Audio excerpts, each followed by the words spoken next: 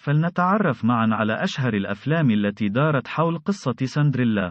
على مدار عقود طويلة تم إنتاج العديد من الأفلام الرائعة والمستوحاة من قصة سندريلا الشهيرة، ودائما ما تدور أحداث هذه الأفلام حول نفس الشيء، حيث الفتاة التي تبدو غير جميلة بسبب ارتدائها الملابس غير المهندمة، والتي غالبا ما تكون هدفا للمتنمرات من أقرانها، وكالعادة تتغير حياة تلك الفتاة في لحظة وتتحول إلى فتاة جميلة يقع في حبها أمير الأحلام.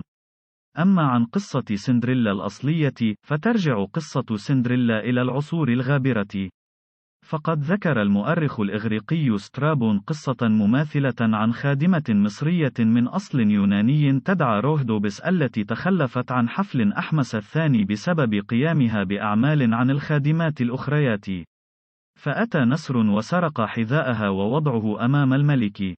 فطلب الملك من جميع نساء رعيته تجربة الحذاء، فكانت روهدوبس الوحيدة التي لائمها الحذاء.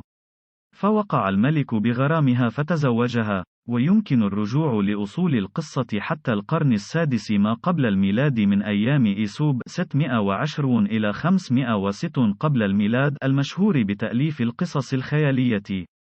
وقصة مماثلة ظهرت في عام 806 في الصين تسمى ناتوزانو. إلا أن بآخر نسخة من أفلام سندريلا لعام 2021 تتغير النهاية.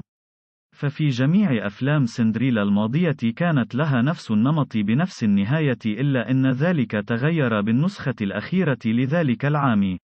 في كل النسخ الماضية من أفلام سندريلا كانت دائما مقهورة من جانب زوجة والدها، ومنهكة بالعمل بصورة أشبه بالخادمة لزوجة أبيها وبناتها، إلا أنها خلال النسخة الحديثة ظهرت وهي تعمل خياطة حينما قالت فالحفل بأن الفستان من تصميمها، بالإضافة إلى ظهورها وهي تصمم الملابس وحلمها بأن يصبح هناك متجر مخصص لها.